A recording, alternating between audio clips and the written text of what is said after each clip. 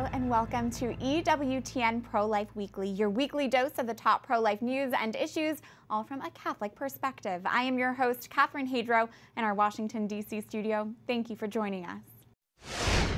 In this week's show, the Supreme Court sends a mixed message on abortion legislation. We have analysis.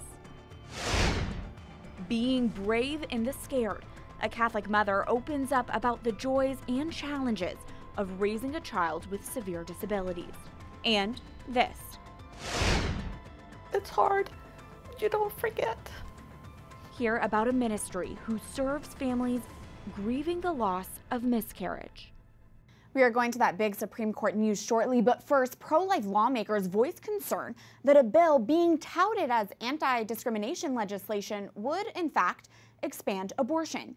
House Democrats recently passed the Equality Act, which add anti-discrimination protections based on sexual orientation by amending the 1964 Civil Rights Act to define sex to include pregnancy, childbirth, or a related medical condition. But pro-life critics say the courts regard that terminology as a reference to abortion and warn this language could be used to require federal funding for abortion procedures, going against state pro-life laws.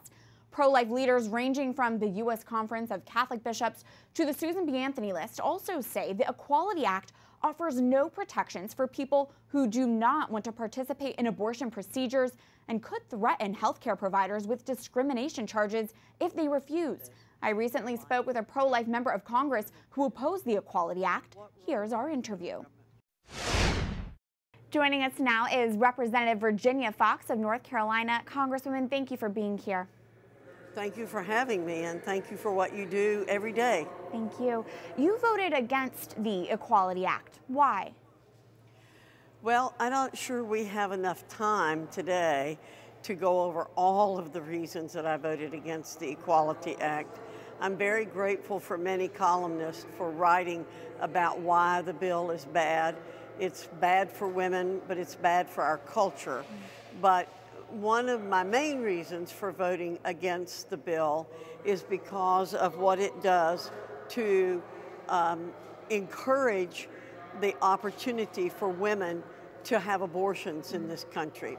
It actually redefines sex under the Civil Rights Act to include, and I want to get it correct, so I'll read it to you, pregnancy, childbirth, or a related medical condition. And the phrase related medical condition has been recognized by the courts and the Equal Opportunity Commission as a coded reference to abortion. So it creates a right to demand an abortion. And I do not believe that that's what we need to be doing in this country. And Congresswoman, on top of that, can you clarify, does the Equality Act include taxpayer funding for abortions? It certainly will. I also understand there are conscience rights concerns as well. How could this impact medical professionals? Well, it takes away the RFRA rights, the religious freedom rights for people, even though I offered an amendment, and again, I will respond to you with giving you the amendment text.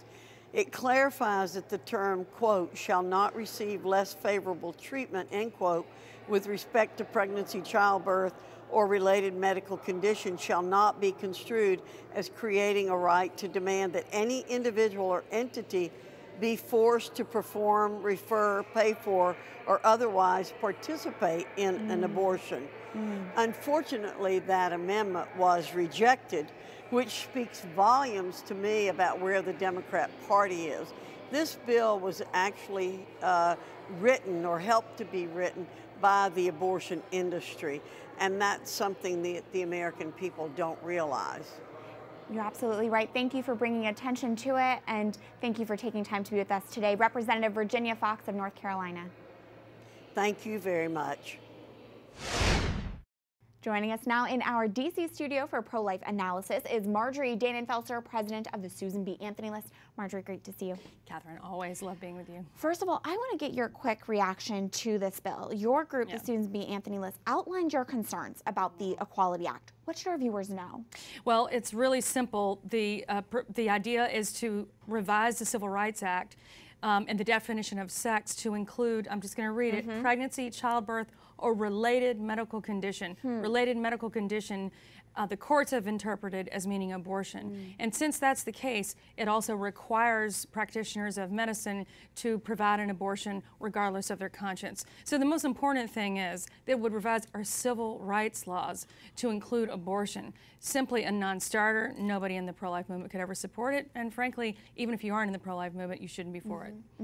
I want to get your analysis on another major pro-life story. This week, the Supreme Court came to a divided decision regarding a pro-life Indiana law. The High Court upheld one provision requiring the humane and dignified disposal of aborted baby remains, but within the same opinion, the court denied review of Indiana's prenatal non-discrimination law. This law protects unborn children from eugenic and discriminatory abortion. Both were signed into law by then-Governor Mike Pence.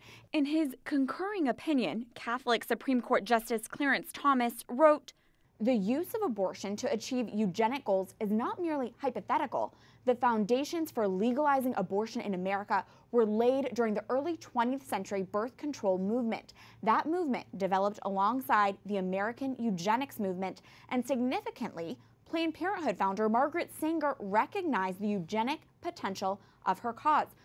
Marjorie, what is your reaction to this Supreme Court announcement this week? Well, you reading this after reading this morning sent chills down my spine. I mean, nothing has come from a Supreme Court justice of that caliber connecting all the dots about what abortion means for the outlier, the person in the shadows, the minorities. Anyone who feels like they might be a weak link in society is a target of abortion. And this Supreme Court Justice Thomas just communicated that beautifully. So in the decision itself, he concurred with the idea to let's consider this later. What he's saying is, and with the rest of the court, we want this issue to percolate. There are other non-discrimination bills coming forward. One is in Kentucky, one is Ohio, a little closer to the court. I think a lot of people believe that once it does, that we may find that the court will take it up and it will be better considered. So while it's not the news we were looking for, definitely it is, it's a good sign. And it's really important to hear this, that what they're looking for is there any constitutional reason that this issue can't be considered? They did not find that. They found we'd rather hear this issue percolated up. The companion decision, the other decision that they came up with, and the second law signed by the Vice President and former Governor Mike Pence, the fetal remains, for lack of a better word, bill, when it was reversed, it reversed the Seventh Circuit decision, and it said there is a rational basis for a state to make such a humane decision. There's nothing in the Constitution that says that a state can't prepare for the final resting place of children who were aborted. It is an extension of who that state is. Constitution says nothing that would belie that idea. And I was going to ask you to remind our viewers about the Vice President's role in this law. He really was behind both of these. Yeah, I talked to him when we were kind of both grappling with, okay, now what do we say? Because of course, while you're the president and the vice president, you don't know what's coming out of the Supreme Court. So we talked about this and how beautiful the pro-life movement is, how it's come together for particular moments, how his career so far before this was born for this moment. And these are the fruits of it. I mean, I think we were both disappointed, as the movement would be, that they did not take up the non-discrimination case. But one thing it does show is that who we elect really, really, really matters. And what do you think this signals about the Supreme Court and how the justices might consider and weigh other pro-life bills? I think that we should put a pause button on what we think, honestly, because I think this is probably a better sign than a bad sign. I think that, to be honest, I think that that we have a very kind of cautious Chief Justice who perhaps, who knows, I don't know, I'm not a mind reader, but maybe he doesn't want to come up with a decision like this right before an election. I don't know, I really don't know. But what I do know is that there is a preservation of the decision until, frankly, what might be a better time. And we have been dealing with this horrible issue, this death in the middle of our culture and our souls every single day for almost a half of a century, I think it's important for us to be a little bit patient for a little bit longer, and I have great hope that everything is going to turn towards his purposes. I really do believe that's true. And I'm not a wild-eyed optimist, Catherine. I think you know that. I think we're in a good place with just a little bit more patience. There is a lot going on. We are so grateful you took the time to be with us and provide this analysis. Marjorie Dannenfelser, president of the Susan B. Anthony List, thank you. Thank you, Catherine.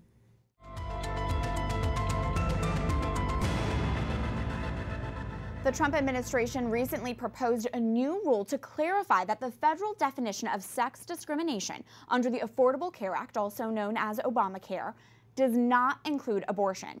It is absolutely vital healthcare workers are not forced to participate in abortion procedures, and this announcement is a major step to protect pro-life healthcare workers. And that brings us to this week's call to action. Go to ProLifeWeekly.com to send a thank you message to President Donald Trump and to Health and Human Services Secretary Alex Azar for their leadership in protecting conscience rights. Once you get to our website, you'll simply type in your basic information to craft and send your pro-life thank you. The new proposed rule would help protect pro-life healthcare workers who refuse to commit or participate in abortions. It makes clear that pro-life objections to participating in abortion do not constitute discrimination. Abortion ends the life of an innocent child. It is not healthcare and should never be mandated by the government.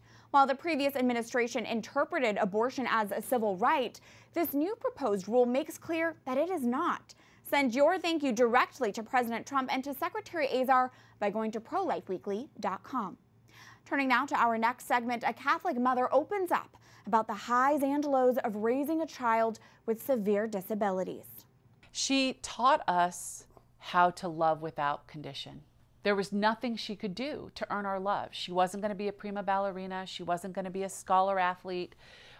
She wasn't going to get married and have children. We knew that. She just was Courtney. EWTN Pro-Life Weekly viewers may remember our story about Mary Lenaburg, a young woman who had severe disabilities throughout her life before she died about 4.5 years ago. We sat down with her parents last year, but now Courtney's mother, Mary Lenaburg, is sharing the family story in a new way with her new book, Be Brave in the Scared: How I Learned to Trust God During the Most Difficult Days of My Life. Mary Lenaburg joins us in our DC studio. Mary, thanks for being here. Thank you so much for having me. It's a delight to be with you. It's so good to see you again. And first of all, can you share with our viewers what was a typical day like with Courtney? Well, there wasn't a typical day with Courtney because she had a seizure disorder and we never knew when the seizures would come. You really had to be prepared for Crisis Management 101. So there were typical things that were done. Of course, her medication were given at 6 and 6, and she had G-tube feedings 4 times a day. You know, you had to change her position. There was massage to be done on her muscles so they didn't atrophy because she didn't walk and she didn't talk and she was wheelchair bound. So not a typical day existed. And there was no specific diagnosis? No, until the day she died. Her diagnosis was seizure disorder with origin unknown with global developmental delay. So. And in addition to raising Courtney, you also are raising your son, Yes, Jonathan. And you don't hold back in sharing some of those challenges all this consisted of. Mary, what has been the biggest lesson that God has taught you during this journey? That love overcomes everything. You know, love always wins was what we used to say with Courtney when she was alive. When you love, Mother Teresa says, when you love until it hurts and then you keep loving, there is only love left. And so that's really kind of the motto of Courtney's life. That's what she taught us, was how to love completely with our whole lives. So when things get hard, you love harder. In your book, you're also very vulnerable and sharing about the tensions within your marriage and the toll all this took on your marriage. Mary, what marital advice do you have for other couples who may be raising a child with severe disabilities? Ask for help, get help. I mean, we committed to one another. We committed to stay in the fight. We committed to each other and to our marriage and to our covenant that existed from the day that we said I do. So that was the first thing we did. The second thing we did was when things began to fall apart, we got help. We sought counseling.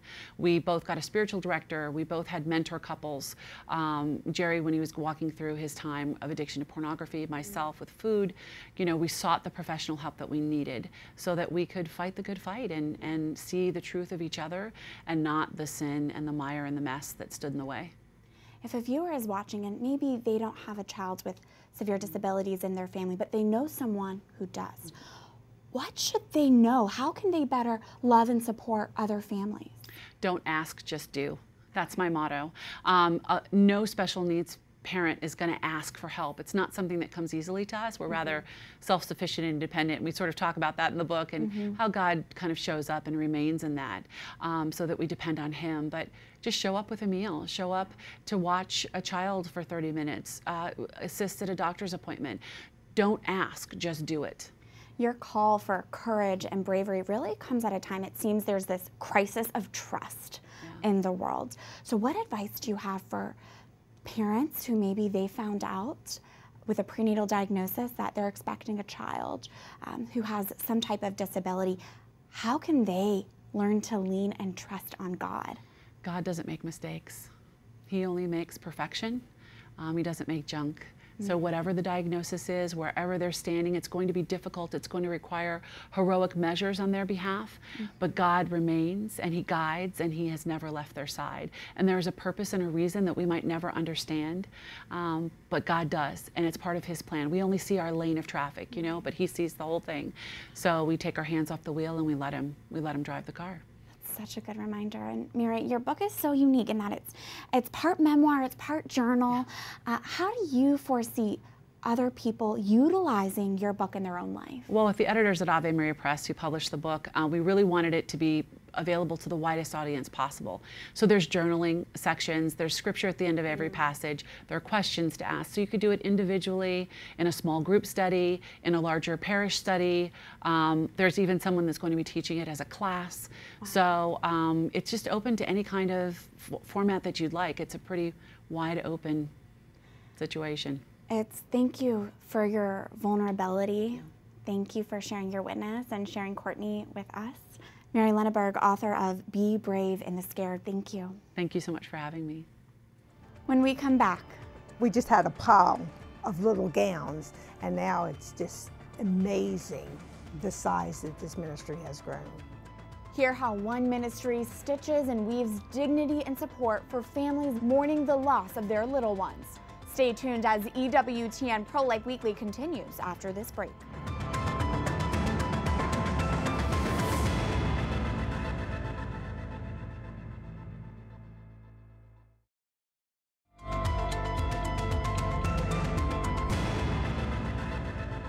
Welcome back to EWTN Pro-Life Weekly. I am your host, Catherine Hadro. A Democratic presidential candidate recently wrote an open letter to men urging them to, quote, take action to defend abortion. That is this week's Speak Out segment. New Jersey Senator Cory Booker published a letter in GQ magazine in mid-May calling Alabama's pro-life Human Life Protection Act a blatant assault on constitutional and human rights. The presidential hopeful argued, quote, women should not have to face this fight alone. Booker wrote, men need to acknowledge that they benefit from abortion rights and reproductive health care too. The letter concludes by directing readers to a donation page to protect abortion access that will support pro-abortion groups like Planned Parenthood. Senator Booker, we don't need men to fight for abortion. We need men to fight for life. You said, Senator, that abortion benefits men, but that is at the expense of the unborn and the very women you claim to champion. As many modern pro-lifers will tell you, abortion is a tool of the patriarchy, and it passes on that suppression to our unborn children, which, by the way, women don't create unborn children on their own, sir. You see, Senator, you're right that women shouldn't have to fight alone. Men play a huge role in building up a culture of life, of supporting and standing by women and children in need. Abortion does not benefit men. It does not benefit women. Abortion takes the life of an innocent child and robs us all of a life our world needs. But Senator Booker, you are in a position to defend and protect those lives. So I hope you'll join us in the fight for life. Remember, there is something you can do to counter today's culture of death. Follow this week's call to action. Go to prolifeweekly.com and thank President Donald Trump and Health and Human Services Secretary Alex Azar for their leadership in protecting conscience rights. Losing a young child forever leaves a hole in a family's heart, but one ministry hopes to stitch up some healing. Here's this week's Pro-Life Focus. The finished product has this. It's a hospital gown, okay? We embroider this on the back. One look at these hospital gowns and you can see they are designed with the tiniest patients in mind. Simple pieces. Yeah, that's made if anybody would like to learn how to make it. Maryland Catholic wife, mother, and grandmother Anita Schatz is the founder of Angel Gowns by Baba. Baba meaning grandmother. The Angel Gowns ministry uses donated wedding dresses to create tiny burial gowns for babies who are stillborn, miscarried, or who die shortly after birth. Angel gowns is a concept that a nurse came up with when she saw the need years ago. She's worked in labor and delivery and saw the babies being lost, and nothing was being done to help the grief of the parents. I don't care how far along a woman is in her pregnancy, she grieves for that baby. I mean, this is life. Schatz founded her own Angel Gowns nonprofit last January after friends began mentioning the idea to her. She believed she was being sent on a mission by our Holy Mother. Well, I've always been faithful to Our Lady, and I told her years ago, "Blessed Mother, use me." One thing led to another, and I said, "Blessed Mother, what are you sending me here? This is huge. This is not a one-time thing. This is forever. You want me to do this forever? So you have to send me an army, and you have to send me everything I need." And she has. Just a year and a half after its launch, Angel Gowns by Baba boasts more than 150 volunteers nationwide. This Maryland woman's basement has been transformed into an assembly line. It's where the army of angels snip, stitch, and crochet away for what they hope is a little bit of healing for a family in need. These women just make such beautiful gowns. We don't just make a plain white gown. These are made from wedding gowns. They're gorgeous. Angel Gowns by Baba contacts local hospitals to find out their needs and to donate their items for free. They've also begun shipping across the country at no cost. We just had a pile of little gowns, and now it's just amazing the size that this ministry has grown. Anita, Shiraki, and Mary Carrick were the first two volunteers to show up at Schatz's doorstep. I had heard about Angel Gowns before, years ago, and so I thought, oh wow, here's the opportunity to and she's right down the street, so to donate my gown to her. And so Mary and I have been friends for many, many years, and so we both decided to come. Everyone knows someone who's had a miscarriage or has lost a child. It's very universal, and I think it's my biggest reason for being here is because I myself has had a miscarriage. And it's nice to know there's a support group, even though they don't know our names. There's somebody who cares about what happens to their child. Miscarriage is a silent suffering that strikes close to home for this group's founder. Well, I lost a grandchild once.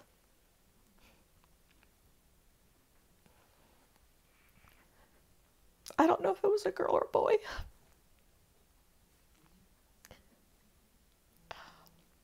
It's hard. You don't forget. I didn't want anybody to suffer this. They didn't have a gown. They had nothing. There was no funeral. There was nothing. The baby was just gone. And I can't imagine that. I want to help everybody. I don't care what size that baby is. We want to help. The small sizes are a stark reminder about what's at stake here, which is why Schatz always takes her newest creations, from the gowns to the crocheted caps, to be blessed by a Catholic priest every Sunday. And while the greater Angel Gowns ministry movement has no religious affiliation, Schatz is unapologetic in weaving her Catholic faith and to her work. All right, we're going to begin our prayer today. Even beginning every volunteer workshop with prayer. Lord God, Heavenly Father. These volunteers with a range in skill levels can create about 40 gowns from one wedding dress, which Angel Gowns by Baba is not lacking. The group estimates they have about 900 dresses in storage. We have plenty of wedding gowns. I must have about 900 of them here right now, so please don't send me your wedding gowns. I appreciate it, but right now I don't need them.